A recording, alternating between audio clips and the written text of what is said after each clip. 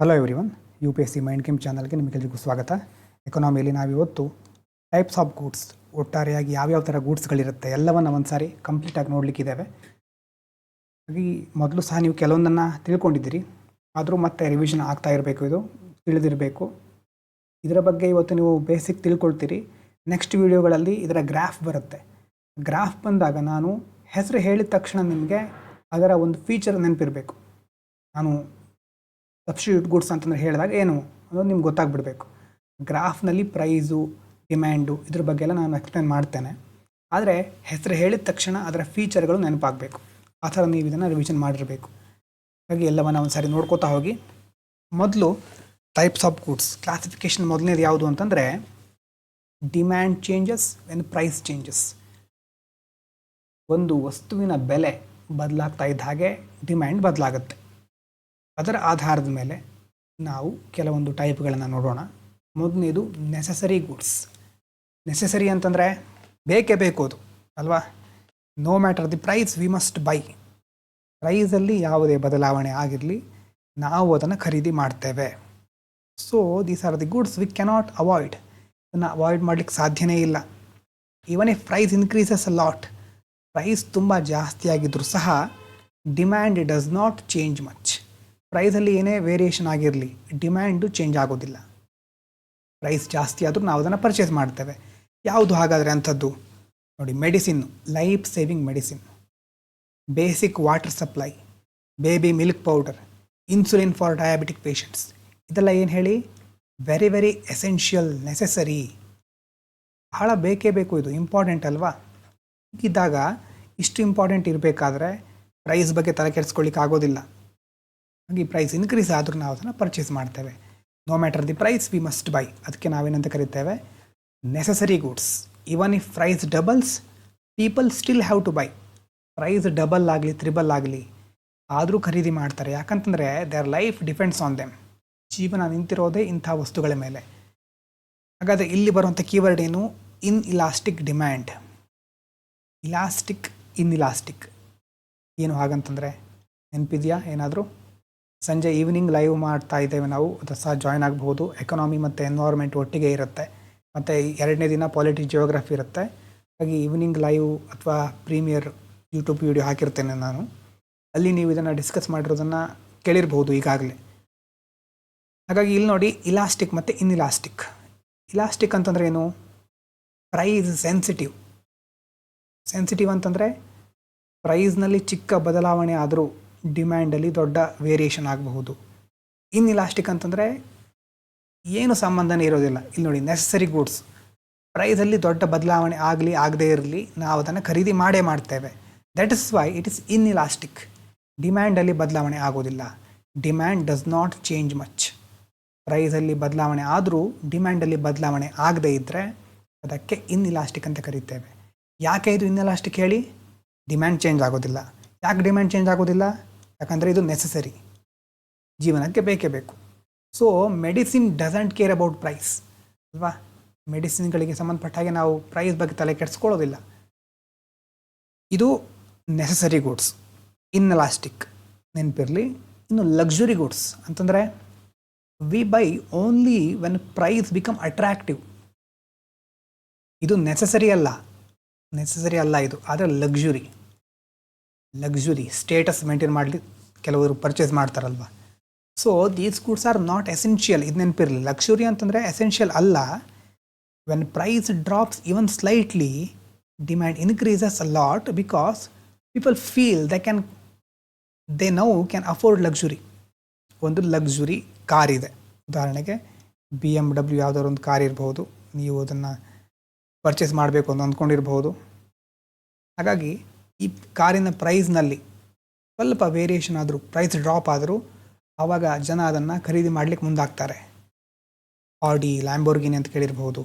ಮತ್ತು ಹೊಸ ವಾಚ್ಗಳು, jewellery, high end smartphone, premium perfume, wine, ಇದೆಲ್ಲ ಒಂದು ಕಾಲ ಯಾವ್ಯಾವ ಸಂದರ್ಭದಲ್ಲಿ ಹೇಗಿರುತ್ತೆ ನಿಮ್ಗೆ ಗೊತ್ತಿದೆ.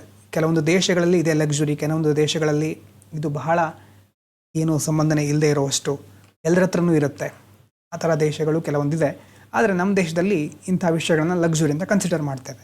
ಎಸೆನ್ಷಿಯಲ್ ಅಲ್ಲ ಇದು. ನಮಗೆ ಅವಶ್ಯಕತೆ ಅನಿವಾರ್ಯತೆ ಅಲ್ಲ, ಆದರೆ ನಮ್ಮ ಸ್ಟೇಟಸ್ಸು ಅಥವಾ ನಮ್ಮ ಒಂದು ಸಾಮಾಜಿಕ ಸ್ಥಿತಿಗತಿಗಳು ಅದರ ಆಧಾರದ ಮೇಲೆ ಇದನ್ನು ನಾವು ಖರೀದಿ ಮಾಡ್ತೇವೆ. So if a luxury car price drop by 5%, demand increase sharply. ದೊಡ್ಡ ಕಾರಿದೆ, ಯಾವುದೋ ಹೊಸದು ಬೆನ್ಸ್ ಕಾರು, ಆ ಕಾರಿನ ಪ್ರೈಸು ಸ್ವಲ್ಪ 5% ಡಿಕ್ರೀಸ್ ಆಗಿದೆ, ಡ್ರಾಪ್ ಆಗಿದೆ. ಆವಾಗ ಪ್ರೈಸ್ ಡ್ರಾಪ್ ಆಗಿದೆ ಅಂತ ತುಂಬ ಜನ ಅದನ್ನು ಖರೀದಿ ಮಾಡಲಿಕ್ಕೆ ಮುಂದಾಗ್ತಾರೆ. ಬಟ್ ಈ price rises, buyers quickly step back. ಒಂದು ವೇಳೆ ಪ್ರೈಸ್ ಜಾಸ್ತಿ ಆಗಿಬಿಟ್ರೆ ಖರೀದಿ ಮಾಡೋರು ಹಿಂಸರಿದು ಬಿಡ್ತಾರೆ. ಹಾಗಾಗಿ ಇಲ್ಲಿ ನೆನಪಿರಬೇಕು, ಇಲಾಸ್ಟಿಕ್ ಡಿಮ್ಯಾಂಡ್. ಇಲಾಸ್ಟಿಕ್ ಅಂತಂದ್ರೆ ಏನು? Demand changes lot with price. Price ಯಾವ ಥರ ಇದೆ ಅದರ ಆಧಾರದ ಮೇಲೆ ಡಿಮ್ಯಾಂಡು ಚೇಂಜ್ ಆಗ್ತಾನೆ ಇರುತ್ತೆ. ಇಲಾಸ್ಟಿಕ್ ಅಂತ ಕರಿತೇವೆ. ಇನ್ಇಲಾಸ್ಟಿಕ್ ಅಂತಂದರೆ ಪ್ರೈಸ್ ಹೇಗೆ ಇರಲಿ, ಚೇಂಜ್ ಆಗದೇ ಇರಲಿ, ಡಿಮ್ಯಾಂಡ್ ಬದಲಾವಣೆ ಆಗೋದಿಲ್ಲ. ಪ್ರೈಸ್ ವೇರಿಯೇಷನ್ ಆದರೂ ಡಿಮ್ಯಾಂಡ್ ಬದಲಾವಣೆ ಆಗೋದಿಲ್ಲ, ಅದು ಇನ್ಇಲಾಸ್ಟಿಕ್. ಉದಾಹರಣೆ medicine. So discount decide luxury. ಎಷ್ಟು ಡಿಸ್ಕೌಂಟ್ ಇದೆ ಅನ್ನೋ ಆಧಾರದ ಮೇಲೆ ಲಕ್ಸುರಿಯನ್ನು ನಾವು ಪರ್ಚೇಸ್ ಮಾಡ್ತೇವೆ. ಯಾವ ಆಧಾರದ ಮೇಲೆ ಇದು? ಫಸ್ಟು ಡಿಮ್ಯಾಂಡ್ ಹೇಗೆ ಚೇಂಜ್ ಆಗುತ್ತೆ, ನೆಸೆಸರಿ ಗೂಡ್ಸ್ ಮತ್ತು ಲಕ್ಸುರಿ ಗೂಡ್ಸ್. ಓಕೆ, ಇನ್ನು ನೆಕ್ಸ್ಟ್ ನೋಡಿ, ಇನ್ಕಮ್ ಮತ್ತು ಡಿಮ್ಯಾಂಡ್. ಅದಕ್ಕೆ ಸಂಬಂಧಪಟ್ಟ ಹಾಗೆ ನಮ್ಮ ಇನ್ಕಮ್ ಆಧಾರದ ಮೇಲೆ ಯಾವ್ಯಾವ ಥರ ಗೂಡ್ಸ್ ಇರುತ್ತೆ. ಮೊದಲನೇದು ನಾರ್ಮಲ್ ಗೂಡ್ಸ್, ನಮ್ಮ ದಿನನಿತ್ಯದ ಅವಶ್ಯಕತೆಗಳು ಅಂತ ಹೇಳ್ಬೋದು. ನಾವು ನಮ್ಮ ಇನ್ಕಮ್ ಜಾಸ್ತಿ ಆದರೆ, ಮೊದಲು 15,000 ಸ್ಯಾಲ್ರಿ ಬರ್ತಾಯಿದ್ದು ಅಂತ ಇಟ್ಕೊಳ್ಳಿ ಒಬ್ಬರಿಗೆ, ಈಗ ಅದು 35,000 ಆಗಿದೆ ಕಳೆದ ಕೆಲವು ವರ್ಷಗಳಲ್ಲಿ. ಇನ್ಕಮ್ ಜಾಸ್ತಿ ಆಗಿದೆ ಅಂತಂದರೆ ಅವರು ಖರೀದಿ ಜಾಸ್ತಿ ಮಾಡ್ತಾರೆ. More income leads to more buying. When our income rises, naturally buy more of these goods. ಈ ನಾರ್ಮಲ್ ಗೂಡ್ಸ್ ಅಂತ ಇರುತ್ತಲ್ವ, ಉದಾಹರಣೆಗೆ ಬಟ್ಟೆ, ಫುಡ್ಡು, ಎಲೆಕ್ಟ್ರಾನಿಕ್ಸು, ಗ್ಯಾಜೆಟ್ಗಳು ಮತ್ತು ಫರ್ನಿಚರು. ಮೊದಲು ಎಷ್ಟು ಇನ್ಕಮ್ ಇತ್ತೋ ಈಗ ಜಾಸ್ತಿ ಆಗಿದೆ, ಹಾಗಾಗಿ ನಾವು ಈ ವಸ್ತುಗಳನ್ನು ಜಾಸ್ತಿ ಖರೀದಿ ಮಾಡ್ತೇವೆ. ಇನ್ಕಮ್ ಮತ್ತು ಡಿಮ್ಯಾಂಡಿಗೆ ರಿಲೇಷನ್ ಇದೆ ಇಲ್ಲಿ. ಇನ್ಕಮ್ ಜಾಸ್ತಿ ಆಗ್ತಾ ಇದ್ದಾಗೆ ಡಿಮ್ಯಾಂಡ್ ಜಾಸ್ತಿ ಆಗುತ್ತೆ, ಇನ್ಕಮ್ ಕಡಿಮೆ ಆದರೆ ಡಿಮ್ಯಾಂಡ್ ಕಡಿಮೆ ಆಗುತ್ತೆ. So better income, better lifestyle. ಯಾವ ಗುಡ್ ಇದು? ನಾರ್ಮಲ್ ಗುಡ್ಸ್, ಇನ್ಕಮಿಗೆ ಸಂಬಂಧಪಟ್ಟಿರೋದು ಇನ್ಕಮ್. ಓಕೆ, ಇನ್ನು ಕೆಲವೊಂದು ಇನ್ಫೀರಿಯರ್ ಗುಡ್ಸ್ ಅಂತ ಇರುತ್ತೆ. ನಮ್ಮ ಇನ್ಕಮ್ ಜಾಸ್ತಿ ಆಗ್ತಾ ಇದ್ದರೂ ಇವುಗಳನ್ನು ನಾವು ಖರೀದಿ ಮಾಡೋದಿಲ್ಲ, ಖರೀದಿ ಮಾಡೋದನ್ನು ಕಡಿಮೆ ಮಾಡ್ತೇವೆ. ಹೌದಾ? ಹಾಗೆ ಯಾವಾಗ ಆಗುತ್ತೆ ಹಾಗೆ ಅಂತ ನೀವು ಕೇಳ್ಬೋದು. More income we buy less of these goods.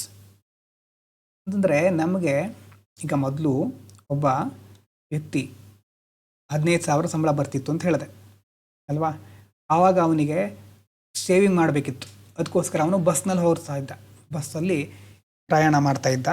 ಈಗ ಅವನ ಸಂಬಳ 35,000 ಆಗಿದೆ. ಅವನಿಗೆ EMI ಕಟ್ಟಲಿಕ್ಕೆ ಈಗ ಕೆಪಾಸಿಟಿ ಬಂದಿದೆ.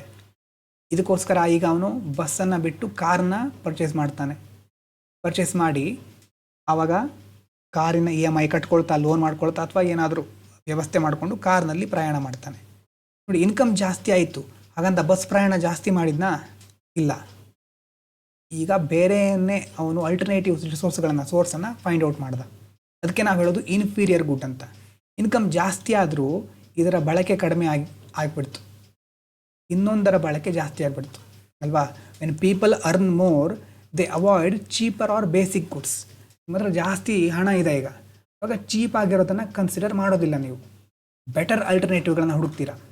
ಅದಕ್ಕೆ ನಾವು ಹೇಳೋದು, ಯಾವುದನ್ನು ಅವಾಯ್ಡ್ ಮಾಡಿದ್ದೀರಲ್ವ ಅದಕ್ಕೆ ಇನ್ಫೀರಿಯರ್ ಗುಡ್ ಅಂತ ಹೇಳ್ತೇವೆ. ಉದಾಹರಣೆಗೆ ಈಗ ಹೇಳಿದಾಗೆ ಪಬ್ಲಿಕ್ ಬಸ್ಸು. ನಿಮ್ಮ ಹತ್ರ ಕಾರನ್ನೇ ಖರೀದಿಸುವ ಸಾಮರ್ಥ್ಯ ಇದ್ದಾಗ ಪಬ್ಲಿಕ್ ಬಸ್ ಯೂಸ್ ಮಾಡೋದಿಲ್ಲ. ಪಬ್ಲಿಕ್ ಬಸ್ ಅನ್ನೋದು ಇನ್ಫೀರಿಯರ್ ಗುಡ್ ಆಯಿತು. ಮತ್ತು ಮೊದಲೆಲ್ಲ ರಸ್ತೆ ಬದಿ ಪ್ರೊಸೆಸ್ಡ್ ಫುಡ್ಡು ಬೇರೆದನ್ನು ಸೇವಿಸ್ತಿದ್ರಿ. ಈಗ ಇನ್ಕಮ್ ಜಾಸ್ತಿ ಆಗಿರೋದು ಆದಮೇಲೆ ಡ್ರೈ ಫ್ರೂಟ್ಸು ಮತ್ತು ಹೆಲ್ದಿ ಫುಡ್ಗಳ ಕಡೆ ಮುಖ ಮಾಡ್ತೀರಿ. ಮತ್ತು ಅನ್ಬ್ರ್ಯಾಂಡೆಡ್ ಕ್ಲೋತ್ಸನ್ನು ಮೊದಲು ಖರೀದಿ ಮಾಡ್ತಾಯಿದ್ರಿ, ಈಗ ಇನ್ಕಮ್ ಜಾಸ್ತಿ ಆಗಿದೆ, ಬ್ರ್ಯಾಂಡೆಡ್ ಕ್ಲೋತ್ಸ್ಗಳನ್ನು ಪರ್ಚೇಸ್ ಮಾಡ್ತೀರಿ. ಹಾಗಾಗಿ ಯಾವುದರನ್ನು ನಾವು ಅವಾಯ್ಡ್ ಮಾಡ್ತೀವೋ ಇನ್ಕಮ್ ಜಾಸ್ತಿ ಆದಾಗ ಅದು ಇನ್ಫೀರಿಯರ್ ಗುಡ್. ಇನ್ಕಮ್ ಜಾಸ್ತಿ ಆಗಿದೆ ಆದರೆ ಡಿಮ್ಯಾಂಡ್ ಕಡಿಮೆ ಆಗುತ್ತೆ, ಇನ್ಫೀರಿಯರ್ ಗುಡ್. ಇನ್ಕಮ್ ಕಡಿಮೆ ಆದರೂ ಅವಾಗ ಏನಾಗ್ಬಿಡುತ್ತೆ, ಡಿಮ್ಯಾಂಡ್ ಜಾಸ್ತಿ ಆಗಿಬಿಡುತ್ತೆ. ಇನ್ವರ್ಸ್ ರಿಲೇಷನ್ ಅಂತ ಕರಿತೇವೆ. So inferior good gets rejected when income improves. ಹಣ ಜಾಸ್ತಿ ಆಗ್ತಾ ಇದ್ದ ಹಾಗೆ ಈ ಒಂದು ಇನ್ಫೀರಿಯರ್ ಗೂಡ್ಸ್ ರಿಜೆಕ್ಟ್ ಮಾಡ್ತಾ ಹೋಗ್ತೇವೆ ನಾವು. ಇನ್ನು ಬೇರೆ ಗೂಡ್ಸ್ಗಳ ಜೊತೆ ರಿಲೇಷನ್ಶಿಪ್ಪು ಇದು ನೋಡಿದ್ದೇವೆ ಮೊದಲೇ. ಸಬ್ಸ್ಟಿಟ್ಯೂಟು ಮತ್ತು ಅಥವಾ ಆಲ್ಟರ್ನೇಟಿವ್ ಗೂಡ್ಸ್ ಅಂತ ಕರೆಯೋದು. ಒಂದು ಇದು ಬೇಕು ಅಥವಾ ಅದು ಬೇಕು. ಟೀ, ಕಾಫಿ, ಬಟರು ಮತ್ತು ಶುಗರು, ಜಾಗರಿ, ಪೆಪ್ಸಿ, ಕೋಕು ಇದೆಲ್ಲ ನೋಡಿದ್ವಲ್ವಾ, ಇದ್ರ ಬಗ್ಗೆ ಹೇಳಿದ್ದೇನೆ ಮೊದಲೇ. ಒಂದರ ಪ್ರೈಸ್ ಇನ್ಕ್ರೀಸ್ ಆದರೆ ಇನ್ನೊಂದರ ಡಿಮ್ಯಾಂಡ್ ಇನ್ಕ್ರೀಸ್ ಆಗುತ್ತೆ. ಯಾಕೆ ಹೇಳಿ? ಒಂದರ ಪ್ರೈಸ್ ಇನ್ಕ್ರೀಸ್ ಆಗಿದೆ ಅಂತಂದರೆ ಇದರ ಡಿಮ್ಯಾಂಡ್ ಕಡಿಮೆ ಆಯಿತು, ಇದರ ಡಿಮ್ಯಾಂಡ್ ಕಡಿಮೆ ಆಗಿದೆ ಅಂತಂದರೆ ಇನ್ನೊಂದರ ಡಿಮ್ಯಾಂಡ್ ಜಾಸ್ತಿ ಆಗಿಬಿಡುತ್ತೆ ಅಲ್ವಾ? ಹಾಗಾಗಿ ಅದು ಸಬ್ಸ್ಟಿಟ್ಯೂಟ್ ಅಥವಾ ಅಲ್ಟರ್ನೇಟಿವ್ ಗೂಡ್ಸ್. ಇನ್ನು ಕಾಂಪ್ಲಿಮೆಂಟ್ರಿ ಗೂಡ್ಸ್ ಅಂತಂದರೆ ಒಂದಕ್ಕೆ ಇನ್ನೊಂದು ಬೇಕೇ ಬೇಕು. ಈ ಎ ಅನ್ನೋ ಒಂದು ಗೂಡ್ಸಿಗೆ ಬಿ ಅನ್ನೋ ಇನ್ನೊಂದು ಗೂಡ್ ಬೇಕೇ ಬೇಕು. ಫೋನಿಗೆ ಚಾರ್ಜರ್ ಬೇಕು ಅಲ್ವಾ? ಕಾರಿಗೆ ಪೆಟ್ರೋಲ್ ಬೇಕು. ಶೂಸು, ಒಂದು ಶೂ ನೀವು ಬಲಗಾಲಿನ ಶೂ ಮಾತ್ರ ತೆಗೆದುಕೊಂಡ್ರೆ ಆಗುತ್ತಾ? ಶೂ ಜೊತೆ ಸಾಕ್ಸು ಸಹ ಆ್ಯಡ್ ಮಾಡ್ಬೋದು. Left shoe, right shoe, iPad ಜೊತೆ ಆ್ಯಪಲ್ ಪೆನ್ಸಿಲನ್ನು ಕೆಲವರು ಕಾಂಪ್ಲಿಮೆಂಟ್ರಿ ಅಂತ ಕನ್ಸಿಡರ್ ಮಾಡ್ಬೋದು. ಸೊ ಇದು ಯಾವಾಗಲೂ ಒಟ್ಟಿಗೆ ಇರುವಂಥ ಗೂಡ್ಸ್ಗಳು ಕಾಂಪ್ಲಿಮೆಂಟ್ರಿ ಗೂಡ್ಸ್ ಅಂತ ಕರಿತೇವೆ. ಒಂದರ ಪ್ರೈಸ್ ಜಾಸ್ತಿ ಆದರೆ ಅಂದರೆ ಒಟ್ಟಿಗೆ ತಗೊಳ್ತೇವಲ್ವಾ, ಪ್ರೈಸ್ ಒಂದರದ್ದು ಜಾಸ್ತಿ ಆದರೆ ಇನ್ನೊಂದ್ರದ್ದು ಏನಾಗುತ್ತೆ? ಇನ್ನೊಂದರ ಡಿಮ್ಯಾಂಡ್ ಕಡಿಮೆ ಆಗುತ್ತೆ. ಯಾಕೆ ಹೇಳಿ? ಯಾಕೆ? ಒಟ್ಟಿಗೆ ಪರ್ಚೇಸ್ ಮಾಡೋದು. ಉದಾಹರಣೆಗೆ ಫೋನು ಚಾರ್ಜರು ಇದೆ. ಈಗ ಅಂಗಡಿಗೆ ಹೋಗಿದ್ದೀರಿ, ಫೋನು ಚಾರ್ಜರ್ ಸಪ್ರೇಟಾಗಿ ಸಿಗ್ತಿದೆ ಅಂತ ಇಟ್ಕೊಳ್ಳಿ. ಆದರೆ ನಿಮ್ಗೆ ಎರಡೂ ಬೇಕು. ಫೋನ್ ಪ್ರೈಸೇ ಎಷ್ಟು? 15,000ಕ್ಕೆ ತಲುಪಿದೆ, ನಿಮ್ಮ ಹತ್ರ ಇರೋದು 10,000. ಚಾರ್ಜರಿಗೆ 1000 ರೂಪೀಸ್ ಎಕ್ಸ್ಟ್ರಾ ಕೇಳ್ತಾ ಇದ್ದಾರೆ ಅವರು. ಒಂದು ಕಲ್ಪನೆ. ನಿಮ್ಮ ಹತ್ರ ಫೋನ್ ಪ್ರೈಸನ್ನೇ ಪೇ ಮಾಡಲಿಕ್ಕೆ ಆಗ್ತಾ ಇಲ್ಲ, ಇವಾಗ ಚಾರ್ಜರ್ ಖರೀದಿ ಮಾಡ್ತೀರಾ? ಆಗೋದಿಲ್ಲ, ಆಗಲ್ವಾ? ಅರ್ಥ ಆಗ್ತಾ ಇದೆಯಾ? ಫೋನು ಚಾರ್ಜರು ಒಟ್ಟಿಗೆ ಇರುತ್ತೆ, ಕಾಂಪ್ಲಿಮೆಂಟ್ರಿ ಗೂಡ್ಸು. ಒಂದರ ಪ್ರೈಸ್ ಜಾಸ್ತಿ ಆದರೆ ಇನ್ನೊಂದರ ಡಿಮ್ಯಾಂಡು ಕಡಿಮೆ ಆಗಿಬಿಡುತ್ತೆ. ಯಾಕಂದರೆ ಒಂದರ ಪ್ರೈಸ್ ಜಾಸ್ತಿ ಆದಾಗ ಇದ್ರ ಡಿಮ್ಯಾಂಡ್ ಕಡಿಮೆ ಆಗುತ್ತೆ, ಇದ್ರ ಜೊತೆನೇ ಇದು ಬೇಕು, ಇದ್ರ ಡಿಮ್ಯಾಂಡು ಕಡಿಮೆ ಆಗುತ್ತೆ. ಆವಾಗ ಕಾಂಪ್ಲಿಮೆಂಟ್ ಅಲ್ವಾ? ಯಾಕಂದರೆ they both purchase together. So when one goes down other goes down too. ಒಂದು ಕಡಿಮೆ ಆದರೆ ಬೇಡಿಕೆ ಇನ್ನೊಂದಕ್ಕೂ ಕಡಿಮೆ ಆಗುತ್ತೆ. ಈ ಒಂದು ಟೇಬಲ್ ನಿಮ್ಮ ನೋಟ್ಸಲ್ಲಿರಬೇಕು. ನೆಸೆಸರಿ ಗೂಡ್ಸ್ ಅಂತಂದರೆ demand doesn't change much with price, must buy. Luxury goods ಅಂತಂದರೆ demand rises sharply when price drops, price decides prestige. Normal goods ಅಂತಂದರೆ ಇನ್ಕಮ್ ಜಾಸ್ತಿ ಆದಾಗ ಡಿಮ್ಯಾಂಡ್ ಜಾಸ್ತಿ ಆಗುತ್ತೆ, better income better lifestyle. Inferior goods ಅಂತಂದರೆ income ಜಾಸ್ತಿ ಆದಾಗ demand ಕಡಿಮೆ ಆಗುತ್ತೆ. ಒಳ್ಳೆ ಆಲ್ಟರ್ನೇಟಿವ್ ಸಿಕ್ಕಿದ್ರೆ ಹಳೆಯದನ್ನು, ಚೀಪಾಗಿರೋದನ್ನು ರಿಜೆಕ್ಟ್ ಮಾಡ್ತೇವೆ. ಸಬ್ಸ್ಟಿಟ್ಯೂಟ್ ಗೂಡ್ಸ್ ಅಂತಂದರೆ ಪ್ರೈಸ್ ಆಫ್ ಎ ಇನ್ಕ್ರೀಸ್ ಆದರೆ ಡಿಯ ಡಿಮ್ಯಾಂಡ್ ಇನ್ಕ್ರೀಸ್ ಆಗುತ್ತೆ. ಯಾಕಂದರೆ ಒಂದು ಇದು ಬೇಕು ಅಥವಾ ಅದು ಬೇಕು, either this or that. Complementary goods ಅಂತಂದರೆ ಯಾವಾಗಲೂ ಒಟ್ಟಿಗೆ ಪರ್ಚೇಸ್ ಮಾಡೋದು. ಒಂದರ ಪ್ರೈಸ್ ಜಾಸ್ತಿ ಆದರೆ ಇನ್ನೊಂದರ ಡಿಮ್ಯಾಂಡ್ ಕಡಿಮೆ ಆಗಿಬಿಡುತ್ತೆ. ಈಗ ಕೆಲವೊಂದು ಗೂಡ್ಸ್ ಇದೆ, ಅದು ಲಾ ಆಫ್ ಡಿಮ್ಯಾಂಡಿಂದ ಡಿವಿಯೇಟ್ ಆಗುತ್ತೆ. ಅಂದರೆ ಲಾ ಆಫ್ ಡಿಮ್ಯಾಂಡನ್ನು ಫಾಲೋ ಮಾಡೋದಿಲ್ಲ ಅಷ್ಟು ಅಂತ. ಲಾ ಆಫ್ ಡಿಮ್ಯಾಂಡ್ ಅಂತಂದರೆ ಏನು? ಲಾ ಆಫ್ ಡಿಮ್ಯಾಂಡ್ ಅಂತಂದರೆ ಸಿಂಪಲ್, ಇಷ್ಟು ದಿನ ನೀವು ಕೇಳಿದ್ದೆ, ವಸ್ತುವಿನ ಬೆಲೆ ಜಾಸ್ತಿ ಆಗ್ತಾ ಇದ್ದ ಹಾಗೆ ಡಿಮ್ಯಾಂಡ್ ಕಡಿಮೆ ಆಗುತ್ತೆ. ಮಾರುಕಟ್ಟೆಗೆ ಹೋಗ್ತೀರಿ, ಇರೋದು 10 ರೂಪಾಯಿ, ಆದರೆ ಒಂದು ಡೇರಿ ಮಿಲ್ಕ್ ತಗೊಳ್ಳಿಕ್ಕೆ ಹೊರಟಿದ್ದೀರಿ ಅಂತ ಇಟ್ಕೊಳ್ಳೋಣ. ಡೇರಿ ಮಿಲ್ಕ್ನ ಬೆಲೆ 20 ರೂಪಾಯಿ, ನಿಮ್ಮ ಹತ್ರ ಇರೋದು 10 ರೂಪಾಯಿ. ಪ್ರೈಸ್ ಜಾಸ್ತಿ ಆಗಿಬಿಟ್ಟಿದೆ, ನೀವೇನು ಮಾಡ್ತೀರಿ? ಆವಾಗ ಡಿಮ್ಯಾಂಡ್ ಕಡಿಮೆ ಆಗಿಬಿಡುತ್ತೆ, ಯಾಕಂದರೆ ನಿಮ್ಮ ಹತ್ರ ಇರೋದು 10 ರೂಪಾಯಿ ಅಲ್ವಾ? ಪ್ರೈಸ್ ಇವರು ಜಾಸ್ತಿ ಮಾಡ್ತಾ ಹೋದ ಹಾಗೆ ನಮ್ಮ ಹತ್ರ ಇರೋ ಅಮೌಂಟ್ ಸಾಕಾಗೋದಿಲ್ಲ. ಇವಾಗ ನಾವು ಅದನ್ನು ಬಿಟ್ಟು ಬೇರೆದ್ರ ಕಡೆ ಮುಖ ಮಾಡಬಹುದು, ಅಥವಾ ಬೇರೆದನ್ನು ಪರ್ಚೇಸ್ ಮಾಡದೇನೂ ಇರಬಹುದು. ಈ ಪ್ರೈಸ್ ಜಾಸ್ತಿ ಆಗ್ತಾ ಇದ್ದ ಹಾಗೆ ಡಿಮ್ಯಾಂಡ್ ಕಡಿಮೆ ಆಗೋದು, ಪ್ರೈಸ್ ಕಡಿಮೆ ಆದ ಹಾಗೆ ಡಿಮ್ಯಾಂಡ್ ಜಾಸ್ತಿ ಆಗೋದು ಅಲ್ವಾ? ಇದು ನಾವು ಲಾ ಆಫ್ ಡಿಮ್ಯಾಂಡ್ ಅಂತ ಕರಿತೇವೆ. ಆದರೆ ಕೆಲವೊಂದು ಗೂಡ್ಸ್ಗಳು ಇದನ್ನು ಫಾಲೋ ಮಾಡೋದಿಲ್ಲ. ಉದಾಹರಣೆಗೆ ನೋಡಿ, ಮೊದಲನೇದು ವೆಬ್ಲೆನ್ ಗೂಡ್ಸ್ ಅಂತ ಕರೀತಾರೆ. ವೆಬ್ಲೆನ್ ಗೂಡ್ಸ್ ಅಂತಂದರೆ ಕಾಸ್ಟ್ಲಿ ಇದ್ದ ಹಾಗೆ ಹೆಚ್ಚು ಪರ್ಚೇಸ್ ಮಾಡ್ತಾರೆ. People by more of a good because it is expensive. ಮೇಲ್ಗಡೆ ಲಕ್ಸುರಿ ಅಂತ ಹೇಳಿದ್ವಲ್ವ, ಅದೇ ಥರನೇ ಇದು. ಆದರೆ ನಾರ್ಮಲ್ ಪೀಪಲ್ಗಳಿಗೆ ಸಂಬಂಧಪಟ್ಟಿದ್ದಲ್ಲ, ಜನಸಾಮಾನ್ಯರಿಗೆ ಸಂಬಂಧಪಟ್ಟಂಥ ಗೂಡ್ಸ್ ಅಲ್ಲ ಇದು. ಇದು ರಿಚ್ ಪೀಪಲ್, ಸ್ಟೇಟಸ್ ಸಿಂಬೋಲ್ ಅಲ್ವಾ? ನಾರ್ಮಲ್ ಪೀಪಲ್ ಆದರೆ ಲಕ್ಸುರಿ ಗೂಡ್ಸಿಗೆ ಸಂಬಂಧಪಟ್ಟ ಹಾಗೆ ಪ್ರೈಸ್ ಕಡಿಮೆ ಆದ ತಕ್ಷಣ ನಾವು ಅದನ್ನು ಪರ್ಚೇಸ್ ಮಾಡ್ತಾ ಇದ್ವಿ.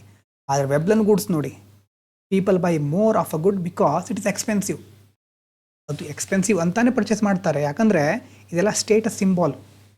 ಒಬ್ಬ ಬಿಸ್ನೆಸ್ ಮ್ಯಾನು ಒಂದು ವಾಚ್ ಖರೀದಿ ಮಾಡ್ಲಿಕ್ಕೆ ಹೋಗಿದ್ದಾನೆ ಅಂಗಡಿಗೆ. ಶಾಪ್ ಕೀಪರ್ ಏನು ಹೇಳ್ತಾನೆ? ಈ ವಾಚಿಗೆ 20 ಲಕ್ಷ ಅಂತ ಹೇಳ್ತಾನೆ. ಅವಾಗ ಬಿಸ್ನೆಸ್ ಮ್ಯಾನು ನಗ್ತಾ ಏನು ಹೇಳ್ತಾನೆ? 20 ಲಕ್ಷ ಮಾತ್ರನಾ? ಇದಕ್ಕಿಂತ ಹೆಚ್ಚಿನ ಬೆಲೆ ತೋರಿಸು ನನಗೆ. 20 ಲಕ್ಷ ಇಷ್ಟೇ, ಇನ್ನೂ ಹೆಚ್ಚಿನ ಪ್ರೈಸಿಂದ ಇಲ್ವಾ? ಮೋರ್ ಎಕ್ಸ್ಕ್ಲೂಸಿವ್ ಆಗಿರೋದು ತೋರಿಸು ಅಂತ ಬಿಸ್ನೆಸ್ ಮ್ಯಾನ್ ಹೇಳ್ತಾನೆ. ಈ ರಿಚ್ ಪೀಪಲ್ಗಳಿಗೆ ಈ ವೆಬ್ಲೆನ್ ಗೂಡ್ಸ್ ಅನ್ನೋದು ಒಂದು status symbol. So high price itself is attractive. ಹೆಚ್ಚಿನ ದೊಡ್ಡ ಮೌಲ್ಯ ಅದನ್ನು ಖರೀದಿ ಮಾಡಿದರೆ ಅವರಿಗೆ ತಮ್ಮ ಸ್ಟೇಟಸ್ ಮೇಂಟೈನ್ ಮಾಡಲಿಕ್ಕಾಗತ್ತೆ. ಅದೇ ಅಟ್ರಾಕ್ಟಿವ್ ಇಲ್ಲಿ. ಪ್ರೈಸ್ ತುಂಬ ಕಡಿಮೆ ಆಗಿಬಿಟ್ರೆ ಅವರಿಗೆ ಎಲ್ಲರೂ ಇದನ್ನು ಬೈ ಮಾಡ್ತಾರೆ. ಹಾಗಾದರೆ ನಾವು ಇದನ್ನು ಬೈ ಮಾಡಿದರೆ ನಾವು ಸ್ಪೆಷಲ್ ಆಗೋದಿಲ್ಲ. Every one can buy this ನಾವ್, ಇಟ್ಸ್ ನೋ ಲಾಂಗರ್ ಸ್ಪೆಷಲ್. ನಾನು ಸಪ್ರೇಟಾಗಿ ಸ್ಪೆಷಲ್ ಆಗಿ ಎಲ್ಲರ ಮುಂದೆ ಎದ್ದು ಕಾಣಬೇಕು ಅಂತಿರುತ್ತಲ್ಲ ಕೆಲವರಿಗೆ, ಅಂಥವರು ವೆಬ್ಲೆನ್ ಗೂಡ್ಸ್ಗಳನ್ನು ಹೆಚ್ಚು ದುಡ್ಡಿದಷ್ಟು, ಹೆಚ್ಚು ಬೆಲೆ ಇದ್ದಷ್ಟು ಖರೀದಿ ಜಾಸ್ತಿ ಮಾಡ್ತಾ ಹೋಗ್ತಾರೆ. ಹಾಗಾಗಿ ಮುಖ್ಯವಾಗಿ ನೋಡ್ಕೊಳ್ಳಿ, ಲಕ್ಸುರಿ ಸ್ಟೇಟಸ್ ಗೂಡ್ಸ್ಗಳು ಇದು. ಪ್ರೈಸ್ ಜಾಸ್ತಿ ಇದ್ದ ಹಾಗೆ ಇದಕ್ಕೆ ಡಿಮ್ಯಾಂಡ್ ಜಾಸ್ತಿ ಇರುತ್ತೆ. ಯಾರಿಗೆ? ರಿಚ್ ಸ್ಟೇಟಸ್ ಸೀಕಿಂಗ್ ಬಯರ್ಸ್ಗಳಿಗೆ. ಪ್ರೈಸ್ ಕಡಿಮೆ ಆದರೆ ಎಲ್ರಿಗೂ ಕಾಮನ್ ಅಂತ ಅಂದ್ಕೊಂಡು ಅದನ್ನು ಖರೀದಿ ಮಾಡೋದನ್ನು ಬಿಟ್ಬಿಡ್ತಾರೆ. ಉದಾಹರಣೆಗೇನು, ಲಕ್ಸುರಿ ಕಾರ್ಸು, ಬ್ಯಾಗ್ಸು, ಮತ್ತು ಜ್ಯುವೆಲ್ರಿ, ಮತ್ತು ಐಫೋನು, ದೊಡ್ಡದಿರುತ್ತಲ್ವ ಐಫೋನೆಲ್ಲ ಈಗ ಭಾರತದಲ್ಲಿ ಕಾಮನ್ ಆಗಿಬಿಟ್ಟಿದೆ. ಹಿಂದಿನ ವರ್ಷದ ಡೇಟಾ ನೋಡಿದ್ರೆ 1 ವರ್ಷದಲ್ಲಿ ಐಫೋನ್ ದಾಖಲೆ ಮಾರಾಟವನ್ನು ಕಾಣ್ತಾ ಇದೆ. ಹಾಗಾಗಿ ಐಫೋನು ಲಕ್ಸುರಿ ಅನ್ನೋದೆಲ್ಲ ಈಗ ಯಾರು ಬೇಕಾದರೂ EMI, ರೆಂಟು ಅಥವಾ ಏನೇನಾದರೂ ಲೋನ್ ತೆಗೆದುಕೊಂಡು ಖರೀದಿ ಮಾಡ್ತಾ ಇರ್ತಾರೆ. ಕಾರು, ದೊಡ್ಡ ದೊಡ್ಡ ಬ್ಯಾಗ್ಗಳು ಮತ್ತು ಬ್ಯಾಗು ಮತ್ತು ಜ್ಯುವೆಲ್ರಿ ಬಗ್ಗೆ ಎಲ್ಲ ಹೇಳ್ಬೋದು ನಾವು. ಹಾಗಾಗಿ ನೋಡಿ, ವೆಬ್ಲೆನ್ ಗೂಡ್ಸ್ ಏನು ಮಾಡ್ತಾ ಇದೆ? ವೈಲೇಟ್ ಲಾ ಆಫ್ ಡಿಮಾಂಡನ್ನು ವೈಲೇಟ್ ಮಾಡ್ತಾ ಇದೆ. ಯಾಕಂದರೆ ಸ್ಟೇಟಸ್ ಎಫೆಕ್ಟ್ ಅಥವಾ ಸ್ನಾಬ್ ಎಫೆಕ್ಟ್ ಅಂತ ಕರಿತೇವೆ. ಸ್ಟೇಟಸ್ ಎಫೆಕ್ಟಿಂದಾಗಿ ಪ್ರೈಸ್ ಜಾಸ್ತಿ ಇದ್ದರೂ ಡಿಮ್ಯಾಂಡ್ ಜಾಸ್ತಿ ಇದೆ. ಹೀಗಾಗಿ ಡಿಮ್ಯಾಂಡ್ ಲಾ ಆಫ್ ಡಿಮ್ಯಾಂಡ್ ಇಲ್ಲಿ ವೈಲೇಟ್ ಆಯಿತು.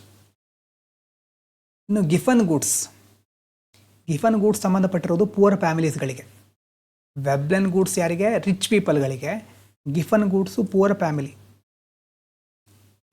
ನೋಡಿ, Veblen goods are about rich ego, ಆದರೆ Giffen goods are about poor compulsion. Veblen goods rich people ego satisfy ಆಗಲಿಕ್ಕಿರೋದು ವೆಬ್ಲೆನ್ ಗೂಡ್ಸು. ಆದರೆ ಗಿಫನ್ ಗೂಡ್ಸು ಇರೋದು ಯಾರಿಗೆ? ಪುವರ್ ಪೀಪಲ್ಗಳಿಗೆ. So we are Veblen rich, GP, Giffen poor. ನೆನಪಿರಲಿ ಅದು. Some inferior staple goods show price increase, ಆದರೂ ಸಹ quantity demand ಆಗೋದು ಇನ್ಕ್ರೀಸ್ ಆಗುತ್ತೆ. ನೀವು ಒಂದು ಎಕ್ಸಾಂಪಲ್ ನೋಡಿದ್ರೆ ನಿಮಗೆ ನೆನಪಿರ್ಬೋದು. ಒಂದು ಪುವರ್ ಫ್ಯಾಮಿಲಿ ಇದೆ. ಪುವರ್ ಫ್ಯಾಮಿಲಿ, ಆ ಫ್ಯಾಮಿಲಿಗೆ ಮೊದಲು ಅವರು ಊಟಕ್ಕೋಸ್ಕರ ಪೊಟ್ಯಾಟೊ ಮತ್ತು ಎಗ್ಸ್ ಎರಡನ್ನು ಬೈ ಮಾಡ್ತಾಯಿದ್ರು. ಈಗ ಪೊಟ್ಯಾಟೊ ಮೊದಲು ಚೀಪಾಗಿತ್ತು, ಕಡಿಮೆ ಇತ್ತು. ಈಗ ಪೊಟ್ಯಾಟೊ ಪ್ರೈಸ್ ಜಾಸ್ತಿ ಆಗಿಬಿಟ್ಟಿದೆ. ಆದರೆ ಎಗ್ಸು ಮೊದಲಿಂದ ಒಂದೇ ಲೆವೆಲ್ ಇರ್ಬೋದು, ಪ್ರೈಸ್ ಜಾಸ್ತಿನೇ ಇರ್ಬೋದು. ಪ್ರೈಸ್ ಆಫ್ ಪೊಟ್ಯಾಟೊ ಇನ್ಕ್ರೀಸ್ ಆಗ್ತಾ ಇದೆ ಅಲ್ವಾ? ಈ ಒಂದು ಫ್ಯಾಮಿಲಿ ಏನಿದೆ, ಪುವರ್ ಇದೆ. ಪುವರ್ ಅಂತಂದರೆ ಇನ್ಕಮ್ ಜಾಸ್ತಿ ಇಲ್ಲ. ಈಗ ಅವರು ಎರಡನ್ನೂ ಪರ್ಚೇಸ್ ಮಾಡಲಿಕ್ಕೆ ಆಗೋದಿಲ್ಲ. ಎಗ್ಸ್ ಬೆಲೆ ಮೊದಲೇ ಜಾಸ್ತಿ ಇತ್ತು, ಪೊಟ್ಯಾಟೊ ಬೆಲೆ ಈಗ ಜಾಸ್ತಿ ಆಯಿತು. ಈಗ ಪೊಟ್ಯಾಟೊನೂ ಖರೀದಿ ಮಾಡಬೇಕು, ಎಗ್ಸನ್ನು ಖರೀದಿ ಮಾಡಬೇಕು ಅಂತ ಅವರಿಗೆ ಆ ಒಂದು ಸಿಚುವೇಶನಲ್ಲಿ ಅವರು ಇಲ್ಲ. ಹಾಗಾಗಿ ಪೊಟ್ಯಾಟೊನ ಜಾಸ್ತಿ ಖರೀದಿ ಮಾಡ್ತಾರೆ. ದೇ ಕ್ಯಾನಾಟ್ ಅಫೋರ್ಡ್ ಎಗ್ಸ್ ನಾವು. ಯಾಕಂದರೆ ಮೊದಲು ಎಗ್ಸು ಮೊದಲಿಂದಾನು ಕಾಸ್ಟ್ಲಿ ಇತ್ತು. ಪೊಟ್ಯಾಟೊ ಸ್ವಲ್ಪ ಕಡಿಮೆ ಇತ್ತು ಮೊದಲು, ಈಗ ಜಾಸ್ತಿ ಆಗಿದೆ. ಅರ್ಥ ಆಗ್ತಾ ಇದೆಯಾ? ಪೊಟ್ಯಾಟೊ ಕಡಿಮೆ ಇರೋದು ಜಾಸ್ತಿ ಆಗಿದೆ. ಜಾಸ್ತಿ ಆದರೂ ಮತ್ತೆ ಪೊಟ್ಯಾಟೊನೇ ಖರೀದಿ ಮಾಡ್ತಾರೆ. ಯಾಕಂದರೆ ಎಗ್ ಮೊದಲಿಂದಾನು ಕಾಸ್ಟ್ಲಿ ಇತ್ತು, ಮತ್ತು ಎರಡನ್ನೂ ಖರೀದಿ ಮಾಡಲಿಕ್ಕೆ ಹಣ ಇಲ್ಲ. ಹಾಗಾಗಿ ಪೊಟ್ಯಾಟೊನ ಕಂಟಿನ್ಯೂ ಮಾಡ್ತಾರೆ. To fill stomach they buy even more potatoes, although potatoes have become costlier. ಏನಾದರೂ ಅರ್ಥ ಹೇಳಿ? 2 ಗುಡ್ಸ್ ಇದೆ, A ಮತ್ತು B ಅಂತಿದೆ. A ಪ್ರೈಸು ಮೊದಲು ಕಡಿಮೆ ಇತ್ತು, B ಮೊದಲಿಂದಾನು ಸ್ವಲ್ಪ ಕಾಸ್ಟ್ಲಿ ಇತ್ತು. B ಪ್ರೈಸು ಸೇಮೇ ಇದೆ, ಕಾಸ್ಟ್ಲಿನೇ ಇದೆ ಮೊದಲಿಂದ. A ಪ್ರೈಸ್ ಜಾಸ್ತಿ ಆಗಿಬಿಟ್ಟಿದೆ. ಪ್ರೈಸ್ ಜಾಸ್ತಿ ಆದರೂ ಇವರು ಇದನ್ನೇ ಪರ್ಚೇಸ್ ಮಾಡ್ತಾರೆ. ಯಾಕಂದರೆ ಕಂಪ್ಯಾರೇಟಿವ್ಲಿ B ಇದು ಪ್ರೈಸ್ ಜಾಸ್ತಿ, ಇದರ ಪ್ರೈಸು ಕಂಪ್ಯಾರೇಟಿವ್ಲಿ ಕಡಿಮೆ ಇದೆ. ಹಾಗಾಗಿ ಡಿಮ್ಯಾಂಡು ಜಾಸ್ತಿ ಆಯಿತು, ಪ್ರೈಸು ಸಹ ಜಾಸ್ತಿ ಆಗಿಬಿಟ್ಟಿದೆ. ಅಂದರೆ ಏನಾದರೂ ಅರ್ಥ? ಡಿಮ್ಯಾಂಡ್ ಜಾಸ್ತಿ ಆಗ್ತಾ ಇದೆ, ಪ್ರೈಸು ಜಾಸ್ತಿ ಆಗಿದೆ ಅಂತಂದರೆ ಲಾ ವೈಲೇಟ್ ಆಯಿತು. ಪ್ರೈಸ್ ಜಾಸ್ತಿ ಆದಾಗ ಡಿಮ್ಯಾಂಡು ಕಡಿಮೆ ಆಗಬೇಕಿತ್ತು. ಆದರೆ ಈ ಗಿಫನ್ ಗೂಡ್ಸಲ್ಲಿ ಏನಾಗ್ಬಿಟ್ಟಿದೆ? ಗಿಫನ್ ಗೂಡ್ಸಲ್ಲಿ ಪ್ರೈಸ್ ಜಾಸ್ತಿ ಆದರೂ ಡಿಮ್ಯಾಂಡು ಜಾಸ್ತಿ ಆಗಿಬಿಟ್ಟಿದೆ. ಇದನ್ನು ನಿಧಾನವಾಗಿ ಥಿಂಕ್ ಮಾಡಬೇಕು. ಹೀಗೆ ಒಂದೇ ಸಾರಿ ಕೇಳಿದಾಗ ಎಲ್ಲ ಹೌದು ಅನಿಸ್ಬೋದು, ಅಥವಾ ಏನೂ ಗೊತ್ತಾಗದೇ ಇರ್ಬೋದು. ಹಾಗಾಗಿ ಸ್ವಲ್ಪ ನಿಧಾನವಾಗಿ ಥಿಂಕ್ ಮಾಡಿ. ಇದರ ಬಗ್ಗೆ ಬೇಕಿದ್ರೆ ನೀವು ಎಕ್ಸಾಂಪಲನ್ನು ಬೇರೆ ಬೇರೆ ಕಡೆ ಹುಡ್ಕೊಂಡು ಸಹ ನೋಡ್ಬೋದು. ಹಾಗಾಗಿ ಪ್ರೈಸ್ ಆಫ್ ಪೊಟ್ಯಾಟೊ ಇನ್ಕ್ರೀಸ್ ಆದರೂ ಡಿಮ್ಯಾಂಡು ಇನ್ಕ್ರೀಸ್ ಆಗ್ತಾ ಇದೆ. ಕೆಲವೊಂದು ಕಂಡೀಷನ್ ಇದೆ. It must be inferior good. Cheap ಇರುತ್ತೆ ಮೊದಲು, ಲೋ ಕ್ವಾಲಿಟಿ ಸ್ಟೇಪಲ್ ಇರುತ್ತೆ. ಅದರ ಜೊತೆ it occupies large share of poor household budget. ಮತ್ತು people have very few substitutes. ಈಗ ಸ್ವಲ್ಪ ಗೊತ್ತಾಗ್ಬೋದು ನೋಡಿ. ಒಂದು ಮನೆಯಲ್ಲಿ ಒಂದು ಪ್ಲೇಟಲ್ಲಿ ಊಟವನ್ನು ಇಡ್ತಾರೆ. ಊಟದಲ್ಲಿ ಏನೇನಿರುತ್ತೆ, ಇಷ್ಟು ದಿನ ಆ ಪುವರ್ ಫ್ಯಾಮಿಲಿ ಊಟದಲ್ಲಿ ಪೊಟ್ಯಾಟೋದಿಂದ ಮಾಡಿರುವಂಥ ಕೆಲವು ಪದಾರ್ಥಗಳು, ಕೆಲವು ಎಗ್ಗಿಂದ ಮಾಡಿರುವಂಥ ಕೆಲವು ಪದಾರ್ಥಗಳಿತ್ತು. ಇದು ಎಗ್, ಇದು ಪ್ಲೇಟಲ್ಲಿ ಎಗ್ನಿಂದ ಮಾಡಿರುವಂಥದ್ದು, ಇದು ಕಾಸ್ಟ್ಲಿ ಮೊದಲಿಂದ. ಇದು ಪೊಟ್ಯಾಟೋಯಿಂದ ಮಾಡಿರೋದು, ಮೊದಲು ಪ್ರೈಸ್ ಕಡಿಮೆ ಇತ್ತು. ಮತ್ತು ಪೊಟ್ಯಾಟೊ ಇನ್ಫೀರಿಯರ್ ಅಂತಂದರೆ ಚೀಪಾಗಿ ಸಿಗುತ್ತೆ, ಲೋ ಕ್ವಾಲಿಟಿ ಸಹ ಸಿಗಬಹುದು, ಎಸ್ ಅದಿರುತ್ತೆ. ಮತ್ತು ಹೌಸ್ ಹೋಲ್ಡ್ ಬಜೆಟ್ನಲ್ಲಿ ಜಾಸ್ತಿ ಖರ್ಚು ಮಾಡೋದು ಯಾವುದಕ್ಕೆ, ಅವರು ಪೊಟ್ಯಾಟೋಗೆ. ಯಾಕಂತಂದರೆ ಹೊಟ್ಟೆ ತುಂಬುತ್ತೆ, ಪುವರ್ ಪೀಪಲ್ ಅಲ್ವಾ. ಎಗ್ಗಿಗೆ ಎಲ್ಲ ಖರ್ಚು ಮಾಡಿಕೊಂಡ್ರೆ ಎಲ್ಲರ ಹೊಟ್ಟೆ ತುಂಬೋದಿಲ್ಲ, ಪೊಟ್ಯಾಟೋಗೆ ಜಾಸ್ತಿ ಖರ್ಚು ಮಾಡ್ತಾಯಿದ್ರು. ಪೊಟ್ಯಾಟೊ ಬಿಟ್ಟು ಬೇರೆ ಸಬ್ಸ್ಟಿಟ್ಯೂಟ್ ಇರಲ್ಲ, ವೆರಿ ಫ್ಯೂ ಸಬ್ಸ್ಟಿಟ್ಯೂಟ್ ಇದ್ದರೆ ಅದ್ರ ಕಡೆ ಮುಖ ಮಾಡಿಬಿಡ್ತಾರೆ. ಕಡಿಮೆ ಬೆಲೆಯಲ್ಲಿದೆ ಮೊದಲು, ಬೇರೆ ಸಬ್ಸ್ಟಿಟ್ಯೂಟ್ ಇಲ್ಲ, ಮತ್ತು ಮೇಜರ್ ಪೋರ್ಷನ್ ಬರ್ತಾ ಇರೋದು ಈ ಒಂದು ಗಿಫನ್ ಗೂಡಿಂದಾನೆ.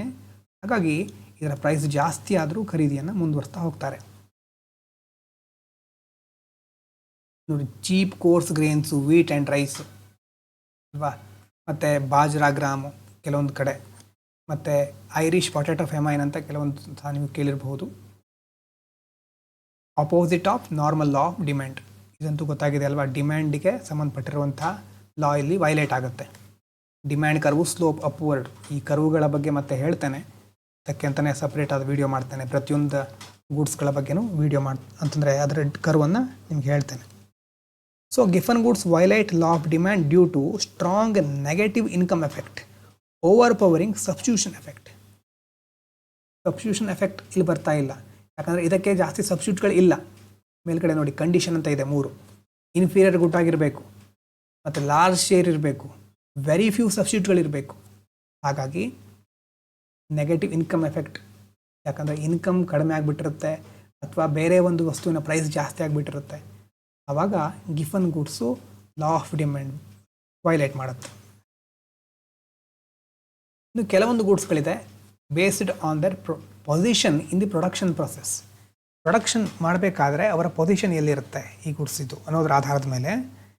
ಸೊ ಯಾರು ಬೈ ಮಾಡ್ತಾರೆ ಅನ್ನೋದಕ್ಕಿಂತ ಈಗ where the good is in the production chain, ನಾವು ರಾ ಮಟೀರಿಯಲಿಂದ ಫೈನಲ್ ಪ್ರಾಡಕ್ಟ್ ತನಕ ಒಂದು ಚೈನ್ ಇದೆ ಅಲ್ವಾ, ಇಲ್ಲಿಂದ ಇಲ್ಲಿ ತನಕ ಹೋಗಿ ಸೇರಬೇಕು. ಅದು ಆ ಪ್ರೊಡಕ್ಷನ್ ಚೈನಲ್ಲಿ ಎಲ್ಲಿರುತ್ತೆ ಒಂದು ಗುಡ್ ಅನ್ನೋದ್ರ ಮೇಲೆ ಮೊದಲನೇ ಟೈಪು ಇಂಟರ್ಮೀಡಿಯೇಟ್ ಗುಡ್.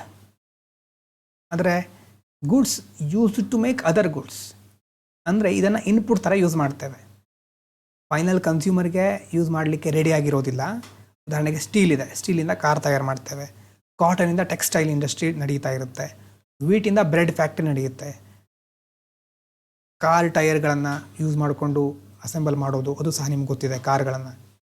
ಹಾಗಾಗಿ ಇದೆಲ್ಲ ಏನು ಇಂಟರ್ಮೀಡಿಯೇಟ್, ಫೈನಲ್ ಪ್ರಾಡಕ್ಟ್ ಅಲ್ಲ. ಆದರೆ ಫೈನಲ್ ಪ್ರಾಡಕ್ಟ್ ಬೇಕು ಅಂತಂದರೆ ಇದು ಬೇಕು, ಇನ್ಪುಟ್ ಥರ ಇದನ್ನು ಯೂಸ್ ಮಾಡ್ತೇವೆ. So you and I normally don't buy these directly, firms use them. ನಾವು ಇದನ್ನು ಬೈ ಮಾಡೋದಿಲ್ಲ, ಫರ್ಮ್ಗಳು, ಕಂಪ್ನಿಗಳು ಇದನ್ನು ಯೂಸ್ ಮಾಡ್ತವೆ. GDP ಕ್ಯಾಲ್ಕುಲೇಟ್ ಮಾಡಬೇಕಾದ್ರೆ ನಾವು we only count final goods, intermediate ಗೂಡ್ಸ್ಗಳನ್ನ ಯೂಸ್ ಮಾಡೋದಿಲ್ಲ, ಅಲ್ಲಿ ಕೌಂಟ್ ಮಾಡೋದಿಲ್ಲ. Otherwise there will be double counting ಅಲ್ವಾ. ಫೈನಲ್ ವ್ಯಾಲ್ಯೂವನ್ನು ನಾವು ಕನ್ಸಿಡರ್ ಮಾಡ್ತೇವೆ, ಇಲ್ಲದಿದ್ದರೆ ಒಂದು ಸಾರಿ ಇಲ್ಲೂ ಯೂಸ್ ಮಾಡೋದು, ಇಂಟರ್ಮೀಡಿಯೇಟ್ ಪ್ರೈಸನ್ನು ಸಹ ನೋಡೋದು, ಮತ್ತು ಫೈನಲ್ ಪ್ರಾಡಕ್ಟ್ ಪ್ರೈಸನ್ನು ನೋಡೋದು ಅಂತಂದರೆ ಆವಾಗ ಡಬಲ್ ಕೌಂಟಿಂಗ್ ಆಗಿಬಿಡುತ್ತೆ. ಫೈನಲ್ ಗುಡ್ಸ್, ಫೈನಲ್ ಅಂತಂದರೆ ready to use by the final user. Final user ಅಂದರೆ ಕನ್ಸ್ಯೂಮರು, ಕಸ್ಟಮರ್ ಇರ್ತಾರಲ್ವ, ಅವರು ಯೂಸ್ ಮಾಡಲಿಕ್ಕೆ ರೆಡಿ ಆಗಿರೋದು, ಸಿದ್ಧ ಆಗಿರೋದು. These goods have completed all stages of production, ಎಲ್ಲ ಪ್ರೊಡಕ್ಷನ್ ಸ್ಟೇಜನ್ನು ಕಂಪ್ಲೀಟ್ ಆಗಿರುತ್ತೆ.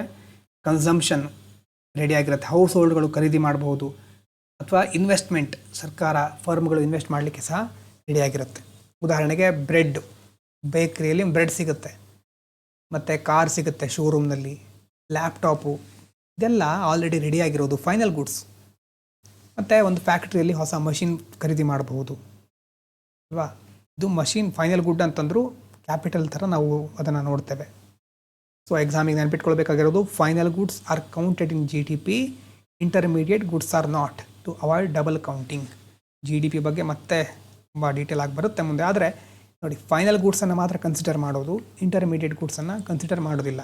ಅಂದರೆ ಇಂಟರ್ಮೀಡಿಯೇಟ್ ಗೂಡ್ಸನ್ನು ಆಲ್ರೆಡಿ ಯೂಸ್ ಮಾಡಿರ್ತೇವೆ ಫೈನಲ್ ಗೂಡ್ಸಲ್ಲಿ, ಡಬಲ್ ಕೌಂಟಿಂಗ್ ಆಗಬಾರ್ದು ಅಂತ ಆ ರೀತಿ ಮಾಡ್ತೇವೆ.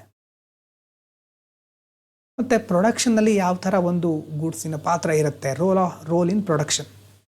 ಮೊದಲನೇದು capital goods. Goods use to produce other goods, ಮೇಲಿನ ಥರಾನೇ, ಆದರೆ these are final goods but not for direct consumption. ಇದು ಫೈನಲ್ ಗುಡ್ ಹೌದು, ಕನ್ಸಂಪ್ಷನ್ ಮಾಡೋದಿಲ್ಲ ನಾವು. Instead they help in producing other goods and services. ಈ ಗೂಡ್ಸನ್ನು ಇಟ್ಕೊಂಡು ಬೇರೆ ಗೂಡ್ಸನ್ನು ಪ್ರೊಡ್ಯೂಸ್ ಮಾಡ್ಬೋದು. ಒಂದು ಫ್ಯಾಕ್ಟ್ರಿಲಿ ಒಂದು ಮಷಿನ್ ಇರುತ್ತೆ, ನೀವು ಹೊಲದಲ್ಲಿ ಟ್ರ್ಯಾಕ್ಟರನ್ನು ಯೂಸ್ ಮಾಡ್ಬೋದು. ಫ್ಯಾಕ್ಟ್ರಿ ಬಿಲ್ಡಿಂಗಲ್ಲಿ ಟೂಲ್ಸು, ಇಕ್ವಿಪ್ಮೆಂಟ್ಸು ಅದನ್ನು ನೋಡ್ಬೋದು ನೀವು. ಪವರ್ ಜನ್ರೇಟರು ಅಲ್ವಾ, ಇದರಿಂದನೂ ಸಹ ನಮಗೆ ಇದು ಫೈನಲ್ ಗುಡ್ಡೆ. ಯಾಕೆ ಹೇಳಿ, ಇದರಿಂದ ಇನ್ನೊಂದನ್ನು ಪಡ್ಕೊಳ್ತಾ ಇದ್ದೇವೆ, ಆದರೆ ಇದನ್ನು ಸಹ ಯೂಸ್ ಮಾಡ್ಕೊಳ್ತಾ ಇದ್ದೇವೆ. ನಾವು ಕನ್ಸ್ಯೂಮರ್ ಆಗಿ ಯೂಸ್ ಮಾಡದೇ ಇದ್ದರೂ ಇನ್ನೊಂದು ಪ್ರಾಡಕ್ಟನ್ನು ಬಿಲ್ಡ್ ಮಾಡಲಿಕ್ಕೆ ಇದು ಹೆಲ್ಪ್ ಮಾಡುತ್ತೆ. ಮತ್ತು ಇದು ಲಾಂಗ್ ಲೈಫ್ ಅಲ್ವಾ, ಯೂಸ್ಡ್ ಫಾರ್ ಇಯರ್ಸ್. ಒಂದು ಮಿಷಿನ್ ಇದ್ದರೆ ಅದನ್ನು ಒಂದೇ ದಿನಕ್ಕೆ ಯೂಸ್ ಮಾಡ್ತೀವ, ನಾವು ಖರೀದಿ ಮಾಡ್ತೀವ, ತುಂಬ ವರ್ಷಗಳ ಯೋಜನೆ ಇಟ್ಕೊಂಡು ಖರೀದಿ ಮಾಡ್ತೇವೆ.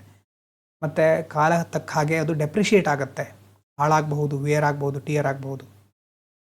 ಮತ್ತು ಒಂದು ವೇಳೆ ನೀವು ಈ ಒಂದು ಕ್ಯಾಪಿಟಲ್ ಗೂಡ್ಸಲ್ಲಿ ಇನ್ವೆಸ್ಟ್ ಮಾಡಿದರೆ it raises productive capacity of the economy. Productive capacity, ಉತ್ಪಾದಕತೆ ಅಂತ ಹೇಳ್ತೇವೆ, ಎಷ್ಟು ಯಾವ ಮಟ್ಟಿಗೆ ಪ್ರೊಡಕ್ಟಿವಿಟಿ ಇರುತ್ತೆ, ಆ ಒಂದು ಕೆಪಾಸಿಟಿ ಜಾಸ್ತಿ ಆಗ್ತಾ ಹೋಗುತ್ತೆ ಕ್ಯಾಪಿಟಲ್ ಗೂಡ್ಸಲ್ಲಿ ಇನ್ವೆಸ್ಟ್ ಮಾಡಿದರೆ. ಇದು ಯಾವುದು, ಕ್ಯಾಪಿಟಲ್ ಗೂಡ್ಸ್. ಇನ್ನೊಂದು ಯಾವುದು, consumer goods bought for personal use. ನೀವು ನಿಮ್ಮ ಪರ್ಸ್ನಲ್ ಯೂಸಿಗೆ ಖರೀದಿ ಮಾಡೋದು, directly used by households. ಉದಾಹರಣೆಗೆ ಇದರಲ್ಲಿ 2 ಥರ ಇದೆ ನೋಡಿ, durable consumer goods, long lasting. ಇನ್ನೊಂದು ನಾನ್ ಡ್ಯೂರೇಬಲ್. ಡ್ಯೂರೇಬಲ್ ಅಂತಂದರೆ ತುಂಬ ವರ್ಷಗಳ ಕಾಲ ಬಾಳಿಕೆ ಬರೋದು, last for several years, price ಜಾಸ್ತಿ ಇರುತ್ತೆ, ಮತ್ತು ಪದೇ ಪದೇ ಖರೀದಿ ಮಾಡ್ತಾ ಇರೋದಿಲ್ಲ.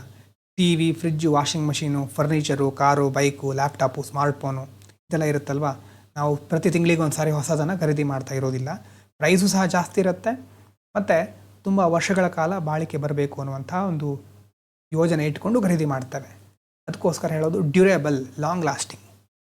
ನಾನ್ ಡ್ಯೂರೇಬಲ್ ಅಂತಂದರೆ quickly used up, short life ಇರುತ್ತೆ, ಬೇಗ ಕನ್ಸ್ಯೂಮ್ ಆಗಿಬಿಡೋದು, ಬೇಗ ಬೇಗ ರಿಪ್ಲೇಸ್ ಮಾಡ್ತಾ ಇರಬೇಕಾಗುತ್ತೆ ಇದನ್ನು. ಉದಾಹರಣೆಗೆ food items, milk, bread, soap, shampoo, toothpaste ಅಲ್ವಾ, ಸ್ಟೇಷ್ನರಿ, ಟಿಶ್ಯೂಸು, ಟಾಯ್ಲೆಟ್ ಪೇಪರು, ಇದೆಲ್ಲ ಏನು ನಾನ್ ಡ್ಯೂರೇಬಲ್ ಕನ್ಸ್ಯೂಮರ್ ಗುಡ್ಸ್. ಬೇಗ ಅದರ ಲೈಫ್ ಮುಗಿಯುತ್ತೆ, ಬೇಗ ರಿಪ್ಲೇಸ್ ಮಾಡಬೇಕಾಗತ್ತೆ.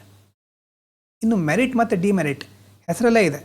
ಸೊಸೈಟಿ ಪಾಯಿಂಟ್ ಆಫ್ ವ್ಯೂಯಿಂದ ನೋಡ್ತಾ ಇದ್ದೇವೆ. ಈಗ ಇಡೀ ಸೊಸೈಟಿಗೆ ಆ ಒಂದು ವಸ್ತು ಒಳ್ಳೇದು ಮಾಡುತ್ತಾ ಕೆಟ್ಟದ್ದು ಮಾಡುತ್ತಾ, is this good for us or bad for us overall. ಅದರಿಂದ ಒಳ್ಳೇದಿದೆಯಾ ಕೆಟ್ಟದಿದೆಯಾ ನೋಡಿಕೊಂಡು, ಒಳ್ಳೇದಾಗಿದ್ದರೆ merit good for society, but under consumed. ಒಳ್ಳೇದು ಹೌದು, ಆದರೆ ಜಾಸ್ತಿ ಅದನ್ನು ಕನ್ಸ್ಯೂಮ್ ಮಾಡ್ತಾ ಇಲ್ಲ, ಪಾಸಿಟಿವ್ ಎಕ್ಸ್ಟರ್ನಾಲಿಟಿ ಕ್ರಿಯೇಟ್ ಮಾಡುತ್ತೆ.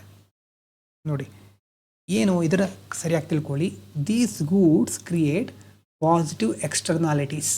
It means benefits not only to the user but to others around them. ಈ ಒಂದು ಗೂಡ್ಸನ್ನು ಕನ್ಸ್ಯೂಮ್ ಮಾಡೋದ್ರಿಂದ ನಿಮಗೆ ಮಾತ್ರ ಅಲ್ಲ, ನಿಮ್ಮಿಂದಾಗಿ ಬೇರೆಯವರಿಗೂ ಹೆಲ್ಪ್ ಆಗ್ತಾ ಇರುತ್ತೆ. ಯಾವುದು, education, vaccination, basic health care, public library, pollution reducing technology ಅಲ್ವಾ, ಇದೆಲ್ಲ ಮೆರಿಟ್ ಗುಡ್ ಫಾರ್ ಸೊಸೈಟಿ. ಆದರೆ ಪ್ರಾಬ್ಲಮ್ ಏನು, ಈ ಗುಡ್ಸ್ಗಳ ಬೆನಿಫಿಟನ್ನು ಅಂಡರ್ ಎಸ್ಟಿಮೇಟ್ ಮಾಡಿಬಿಡ್ತಾರೆ ಎಷ್ಟೋ ಸಾರಿ. ಯಾಕೆ ವ್ಯಾಕ್ಸಿನ್ ತೆಗೆದುಕೊಳ್ಬೇಕು ನಾವು, ಮತ್ತು ಯಾಕೆ ಮತ್ತೆ ಕಾಲೇಜಿಗೆ ಹೋಗಬೇಕು, ಹೇಗೂ ಎಲ್ಲರೂ ಜಾಬಿಗೆ ಹೋಗೋದೇ ಅಲ್ವಾ, ಏನಾದರೂ ಕೆಲಸ ಹುಡುಕ್ಲೇಬೇಕಲ್ವಾ, ಹೈಯರ್ ಸ್ಟಡೀಸ್ ಯಾಕೆ ಬೇಕು, ಈ ಥರ ಕೆಲವೊಂದು ಮನಸ್ಥಿತಿಗಳಿರೋದ್ರಿಂದ ಇದರ ಬೆನಿಫಿಟ್ಸ್ಗಳು ಗೊತ್ತಾಗೋದಿಲ್ಲ. ಮತ್ತು ಪುವರ್ ಪೀಪಲ್, ಅತಿ ಬಡವರು ಇದನ್ನು ಅಫೋರ್ಡ್ ಮಾಡಲಿಕ್ಕೆ ಆಗೋದಿಲ್ಲ. ಗೌರ್ಮೆಂಟಿನ ಪಾತ್ರ ಏನಿಲ್ಲಿ, ಗೌರ್ಮೆಂಟು ಇಂಥ ಗುಡ್ಸ್ಗಳು ಎಲ್ರಿಗೂ ಸಿಗಬೇಕು ಅಂತಾನೆ ಸಬ್ಸಿಡಿಗಳನ್ನು ಕೊಡುತ್ತೆ, ಫ್ರೀಯಾಗಿ ಸಪ್ಲೈ ಮಾಡುತ್ತೆ. Mid day meals, government school, polio drops ಕೇಳಿದಿರಲ್ವ, ಇದನ್ನೆಲ್ಲ ನೇರವಾಗಿ ಬಡವರೇ ಖರೀದಿ ಮಾಡಲಿಕ್ಕೆ ಆಗೋದಿಲ್ಲ, ವ್ಯವಸ್ಥೆ ಇರೋದಿಲ್ಲ. ಸರ್ಕಾರ ತನ್ನ ಪಾತ್ರವನ್ನು ವಹಿಸೋದ್ರ ಮೂಲಕ ನಿರ್ವಹಿಸ್ತಾ ಇರುತ್ತೆ. ಮತ್ತು public campaigns to encourage use, ಜಾಸ್ತಿ ಯೂಸ್ ಮಾಡಿ ಅಂತ ಸರ್ಕಾರ ಕ್ಯಾಂಪೇನ್ಗಳನ್ನು ಸಹ ಮಾಡ್ತಾ ಹೋಗುತ್ತೆ. So government promotes merit goods to correct under consumption.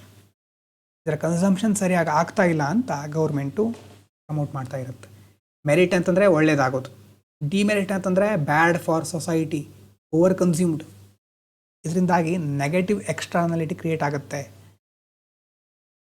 ನಿಮಗೂ ಅದು ಒಳ್ಳೆಯದಲ್ಲ, ನಿಮ್ಮಿಂದಾಗಿ ಸಮಾಜಕ್ಕೂ ಕೆಟ್ಟದಾಗುತ್ತಾ ಹೋಗುತ್ತೆ. ಉದಾಹರಣೆಗೆ tobacco, cigarette, alcohol, sugary drinks, polluting vehicle, drugs, ಇದೆಲ್ಲ ಡಿಮೆರಿಟ್ ಗುಡ್ಸ್ಗಳು, ಸೊಸೈಟಿಗೆ ಒಳ್ಳೆಯದಲ್ಲ ಇದು. ಯಾಕೆ ಪ್ರಾಬ್ಲಮ್ ಏನಿದೆ ಇದರಲ್ಲಿ? ಲಾಂಗ್ ಟರ್ಮ್ ಹಾರ್ಮನ್ನು ಯಾರೂ ಅರ್ಥ ಮಾಡ್ಕೊಳ್ಳೋದಿಲ್ಲ. ಅರ್ಥ ಮಾಡಿಕೊಂಡ್ರೂ ಸಹ ಚಟಗಳಿಗೆ ಒಳಗಾಗಿರ್ತಾರೆ. Cancer, liver damage, pollution, accidents ಅಲ್ವಾ, ಎಷ್ಟೋ ಇಂಥ ಮುಂದೆ ಡ್ಯಾಮೇಜ್ ಆಗೋದನ್ನು ನೋಡೋದೇ ಇಲ್ಲ. ಮತ್ತು ಅಡ್ವರ್ಟೈಸ್ಮೆಂಟ್ ಗ್ಲಾಮರಸ್ ಆಗಿ ತೋರಿಸುತ್ತೆ ಇದನ್ನು ಖರೀದಿ ಮಾಡಿದರೆ ಒಂಥರ ಬೇರೆ ಥರ, ನೀವು ಯಾವ ಲೆವೆಲಿಗೆ ಹೋಗ್ತೀರಿ, ನಿಮ್ಮ ಸ್ಟೇಟಸ್ಸು ಅನ್ನೋದು ಆ ರೀತಿ ಎಲ್ಲ ಇದನ್ನು ಗ್ಲಾಮರೈಸ್ ಮಾಡ್ತಾರೆ. ಹಾಗಾಗಿ ಶಾರ್ಟ್ ಟರ್ಮ್ನಲ್ಲಿ ಸುಖ ಸಿಗಲಿಕ್ಕೆ ಹೋಗಿ ಲಾಂಗ್ ಟರ್ಮ್ನಲ್ಲಿ ಕಷ್ಟಪಡಬೇಕಾಗತ್ತೆ. ಅದಕ್ಕೆ ಡಿಮೆರಿಟ್ ಗುಡ್ಸ್ ಅಂತ ಕರಿತೇವೆ. ಸರ್ಕಾರದ ಪಾತ್ರ ಇಲ್ಲೂ ಇಂಪಾರ್ಟೆಂಟ್. ಸರ್ಕಾರ ಏನು ಮಾಡುತ್ತೆ, ಇದರಿಂಥ ಗೂಡ್ಸ್ಗಳ ಮೇಲೆ ಹೈ ಟ್ಯಾಕ್ಸಸ್, ಟೊಬ್ಯಾಕೊ, ಆಲ್ಕೋಹಾಲ್ ಮೇಲೆ ಸಿನ್ ಟ್ಯಾಕ್ಸ್ ಅಂತ ಹೇಳ್ತೇವೆ. ಮತ್ತು ವಾರ್ನಿಂಗ್ ಲೇಬಲ್ಗಳನ್ನು ಅಡಾಪ್ಟ್ ಮಾಡ್ಕೊಳ್ಳೋದು, ಅಡ್ವರ್ಟೈಸ್ಗಳ ಮೇಲೆ ರೆಸ್ಟ್ರಿಕ್ಷನ್ಸ್ ಹಾಕೋದು, ಮತ್ತು ಕೆಲವೊಂದು ಸಾರಿ ಡ್ರಗ್ಸು, ಗುಟ್ಕಾ ಕೆಲವೊಂದು ರಾಜ್ಯಗಳಲ್ಲಿ ಕಂಪ್ಲೀಟ್ ಬ್ಯಾನ್ ಮಾಡ್ತಾರೆ. ಹಾಗೆ government discourages demerit goods to reduce social cost. ಸರ್ಕಾರ ಏನು ಮಾಡುತ್ತೆ, ಡಿಸ್ಕರೇಜ್ ಮಾಡುತ್ತೆ. ಯಾಕಂದರೆ ಓವರ್ ಆಲ್ ಆಗಿ ಸರ್ಕಾರಕ್ಕೆ ಅದು ಮುಂದೆ ತೊಂದರೆ ಆಗೋದು. ಆದರೂ ಸಹ ಆಲ್ಕೋಹಾಲು ಮತ್ತು ಕೆಲವೊಂದು ಟ್ಯಾಕ್ಸ್ ಬರಬೇಕು ಅನ್ನುವಂಥ ಒಂದು ಉದ್ದೇಶದಿಂದ ಎಷ್ಟೋ ರಾಜ್ಯಗಳಲ್ಲಿ, ದೇಶಗಳಲ್ಲಿ ಅದನ್ನು ಯೂಸ್ ಮಾಡ್ತಾನೆ ಇರ್ತಾರೆ. ಸರ್ಕಾರ ಅನ್ನೋದು ಹಾಗೆ ಅಲ್ವಾ, ನನಗೆ ಎಲ್ಲಿಂದ ಆದಾಯ ಬರುತ್ತೆ ಅಂತ ಈಗಿನ ಸರ್ಕಾರಗಳು ಶಾರ್ಟ್ ಟರ್ಮ್ ಆಗಿ ಥಿಂಕ್ ಮಾಡ್ಲಿಕ್ಕೆ ಸ್ಟಾರ್ಟ್ ಮಾಡಿಬಿಟ್ಟಿವೆ. ಹಾಗಾಗಿ ಮುಂದೆ ಯಾವುದೋ ಬೇರೆ ಪಕ್ಷ ಬಂದಿರುತ್ತೆ ಅಧಿಕಾರಕ್ಕೆ, ಅದರ ಮೇಲೆ ಆ ಹೊರೆ ಮುಂದುವರಿಸಬಹುದು ಅನ್ನುವಂಥ ಕೆಲವು ಯೋಜನೆಗಳು ಇರುತ್ತೆ. ಇನ್ನು goods based on market behaviour ಅಂದರೆ whether others can be kept away and whether you use affect others use ಅಂತಂದರೆ ಏನು? ಹಾಗಂತಂದರೆ ಎರಡು ಐಡಿಯಾ ಬರುತ್ತೆ ಇಲ್ಲಿ, ರೈವಲ್ರಿ ಮತ್ತು ಎಕ್ಸ್ಕ್ಲೂಡಬಿಲಿಟಿ ಅಂತ. ರೈವಲ್ರಿ ಅಂತಂದರೆ if I use it does it reduce your ability to use it. ಈ ಒಂದು ವಸ್ತುವನ್ನು ನಾನು ಬಳಸಿಬಿಟ್ರೆ ನೀವು ಅದನ್ನು ಬಳಸಲಿಕ್ಕೆ ಆಗುತ್ತಾ ಇಲ್ವಾ? ಒಂದನ್ನು ನಾನು ಪರ್ಚೇಸ್ ಮಾಡಿದೆ, ಅವಾಗ ನಿಮ್ಗೆ ಆವಾಗ ಪರ್ಚೇಸ್ ಮಾಡಲಿಕ್ಕೆ ಅವಕಾಶನೇ ಇರೋದಿಲ್ಲ. ಆವಾಗ ರೈವಲ್ರಿ ಕ್ರಿಯೇಟ್ ಆಯಿತು. ನನಗೇ ಬೇಕು ಅಂತ ನಾನು ಪರ್ಚೇಸ್ ಮಾಡಿದೆ, ನಿಮ್ಗೆ ಆವಾಗ ಖರೀದಿ ಮಾಡಲಿಕ್ಕಿರುವಂಥ ಅವಕಾಶನೇ ತಪ್ಪು ಹೋಯಿತು. ಅದು ರೈವಲ್ರಿ. ಎಕ್ಸ್ಕ್ಲೂಡೆಬಿಲಿಟಿ ಅಂತಂದರೆ can we stop a non pair from using it. ನಾವು ಒಂದು ವಸ್ತುವನ್ನು ಅದಕ್ಕೆ ಹಣ ಪಾವತಿ ಮಾಡದೇ ಇರೋನೂ ಸಹ, ಇದಕ್ಕೆ ಎಕ್ಸಾಂಪಲ್ ಕೊಟ್ಟಾಗ ನಿಮ್ಗೆ ಗೊತ್ತಾಗುತ್ತೆ ಈಗಿನಕ್ಕಿಂತ. ಎಕ್ಸ್ಕ್ಲೂಡೇಬಲ್ ಅಂತಂದರೆ ಹೊರಗಿಡೋದು ಅಲ್ವಾ. ಉದಾಹರಣೆಗೆ ಬೀದಿ ದೀಪ ಇದೆ, ಬೀದಿ ದೀಪ ಎಲ್ಲ ಕಡೆ ಪ್ರಕಾಶವನ್ನು ಬೀರ್ತಾ ಇದೆ. ಅದನ್ನು ನಿರ್ಮಿಸಿರೋದು ಅಥವಾ ಅದನ್ನು ತಂದು ಜಾರಿಗೊಳಿಸಿರೋದು ನಾವು ಕಟ್ಟುವಂಥ ತೆರಿಗೆಯಿಂದ ಕಲ್ಪನೆ ಮಾಡ್ಕೊಳ್ಳಿ. ಆದರೆ ಯಾರೊಬ್ಬ ವ್ಯಕ್ತಿ ತೆರಿಗೆನೇ ಕಟ್ಟಲಿಲ್ಲ, ಅವನಿಗೂ ಸಹ ಆ ಬೆಳಕು ಸಿಗ್ತಾ ಇದೆ ಅಲ್ವಾ. ಆ ನಾನ್ ಪೇಯರ್ ಆಫ್ ಟ್ಯಾಕ್ಸ್ ಅವನನ್ನು ನಾವು ಹೊರಗಿಡಬಹುದಾ? ಎಕ್ಸ್ಕ್ಲೂಡೆಬಿಲಿಟಿ ಸಾಧ್ಯ ಇದೆಯಾ ಅಂತ ಇನ್ನೊಂದು ವಿಚಾರ ಬರುತ್ತೆ ಇಲ್ಲಿ. ಮಾರ್ಕೆಟ್ ಬಿಹೇವಿಯರ್ಗೆ ಸಂಬಂಧಪಟ್ಟಿರೋದು ಇದು. ಇಲ್ಲಿ ಪ್ರೈವೇಟ್ ಗುಡ್ಸ್ ಅಂತ ನೋಡಿ, your use cuts main and non payers can be excluded. Private ಅವ್ರು ಹೇಗಿರ್ತಾರೆ? ಉದಾಹರಣೆಗೆ ನೀವು ಒಂದು ಸಮೋಸ ತಿಂದರೆ ಅಥವಾ ನಾನು ತಿಂದರೆ, if I eat a samosa you can't eat the same samosa ಅಲ್ವಾ. ನಾ ತಿಂದಿರೋ ಸಮೋಸನೇ ನೀವು ತಿನ್ಲಿಕ್ಕೆ ಆಗೋದಿಲ್ಲ, ನಾನು ತಿಂದಾಗಿರುತ್ತೆ. ಹಾಗಾಗಿ ಪ್ರೈವೇಟ್ ಗುಡ್ಸ್ಗಳು ಯಾವಾಗಲೂ ಮುಖ್ಯವಾಗಿ ರೈವಲ್ರಸ್ ಅಂತಂದರೆ your use cuts main. Same goods ನಾವು ಹೇಳ್ತಾ ಇರೋದು. ಸೇಮ್ ಅಂತಂದರೆ ಸೇಮು ಅದೇ ವಸ್ತು. ಅರ್ಥ ಆಗ್ತಾ ಇದೆಯಾ? ಒಂದು ವಸ್ತುವನ್ನು ನಾನು ಉಪಯೋಗಿಸ್ಬಿಟ್ರೆ ಅದೇ ಸಂದರ್ಭದಲ್ಲಿ ನೀವು ಅದನ್ನು ಉಪಯೋಗಿಸ್ಲಿಕ್ಕೆ ಆಗೋದಿಲ್ಲ.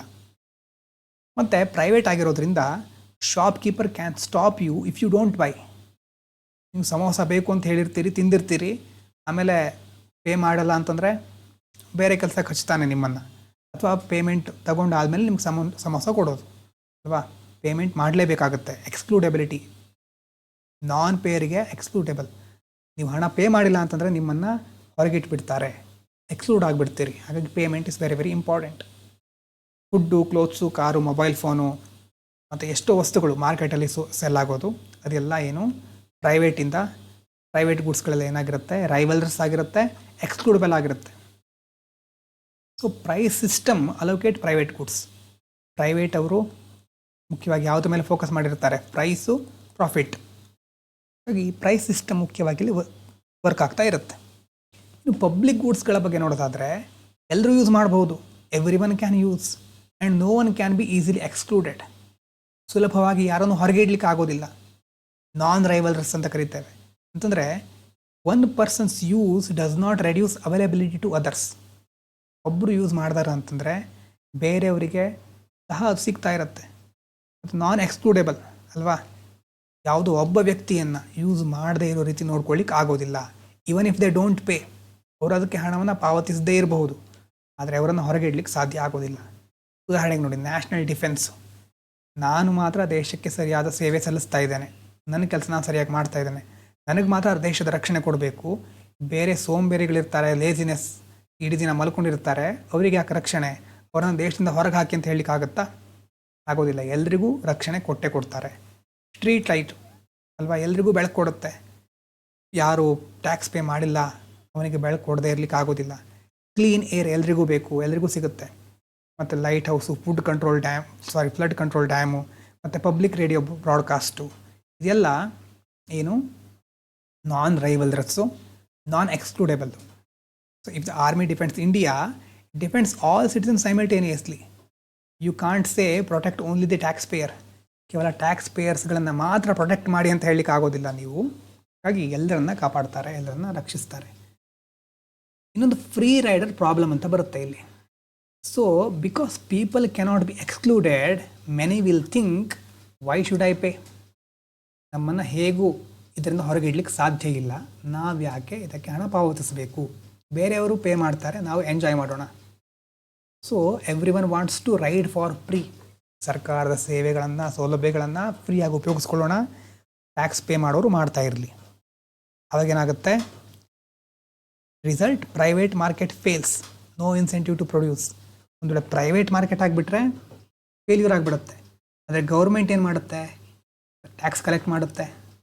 ಇಲ್ಲೂ ಸಹ ಪ್ರಾಬ್ಲಮ್ ಬರುತ್ತೆ. ಟ್ಯಾಕ್ಸ್ ಪೇಯರ್ ಮನಿಯಿಂದನೇ ಎಲ್ಲ ಆಗ್ತಾ ಇರೋದು. ಪಬ್ಲಿಕ್ ಗೂಡ್ಸ್ಗಳನ್ನು ಪ್ರೊವೈಡ್ ಮಾಡಲಿಕ್ಕೆ ಗೌರ್ಮೆಂಟು ಟ್ಯಾಕ್ಸ್ ಕಲೆಕ್ಟ್ ಮಾಡುತ್ತೆ. ಮತ್ತು ಎಲ್ರಿಗೂ ಸರಿಯಾದ ರೀತಿಯಲ್ಲಿ ಡಿಫೆನ್ಸು, ರೋಡ್ಸು, ಸ್ಟ್ರೀಟ್ ಲೈಟು ಸರಿಯಾದ ರೀತಿಯಲ್ಲಿ ಸಿಗ್ತಾ ಇದೆಯಾ ಅಂತ ಕನ್ಫರ್ಮ್ ಮಾಡ್ಕೊಳ್ಳುತ್ತೆ.